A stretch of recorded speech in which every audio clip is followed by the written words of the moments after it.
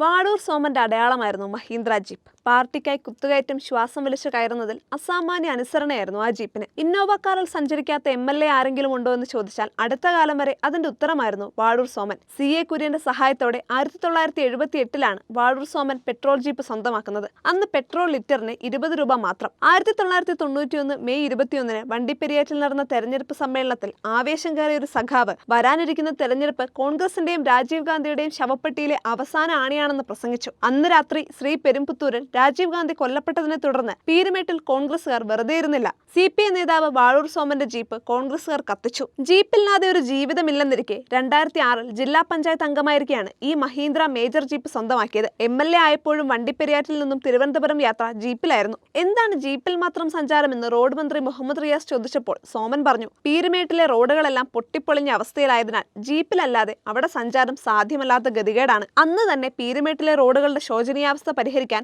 10 കോടിയുടെ ഫണ്ട് മന്ത്രി അനുവദിച്ചു. ജീപ്പാണ് പീരുമേടിന്റെ റോഡ് വികസനത്തിന് നിമിത്തമായതെന്ന് സോമൻ പ്രതികരിച്ചു. റഷ്യയിലെ മോസ്കോയിൽ നിന്നാണ് വാഴൂർ സോമൻ ഇന്റർനാഷണൽ ലൈസൻസ് സ്വന്തമാക്കിയത്. മഞ്ഞിലൂടെ വണ്ടിയോടിക്കാൻ പ്രത്യേക പരിശീലനവും നേടി. ആ സാഹസികതയാണ് പീരുമേട് കയറ്റങ്ങൾ എത്ര കഠിനമായാലും കയറിപ്പറ്റാൻ കരുതലായത്. പക്ഷേ 70 വയസ്സ് കഴിഞ്ഞപ്പോൾ പാർട്ടി സംസ്ഥാന സെക്രട്ടറിയും നാട്ടുകാരനും ചെറുപ്പകാല പാർട്ടി ചങ്ങാതിയുമായിരുന്ന കാനം രാജേന്ദ്രൻ സോമൻ ഒരു കത്തയച്ചു. സഖാവ് ഒരു കാറ് വാങ്ങണമെന്നും വേണമെങ്കിൽ ലോണ് തരപ്പെടുത്താമെന്നുമായിരുന്നു ഉള്ളടക്കം. പാർട്ടി സെക്രട്ടറിയുടെ കത്തിന് കീഴടങ്ങി വാഴൂർ സോമൻ കാറ് വാങ്ങി. പാർട്ടിക്ക് വിധേയപ്പെട്ടെങ്കിലും കാറിന് പൂർണ്ണമായി വിധേയപ്പെടാൻ മനസ്സനുവദിച്ചില്ല.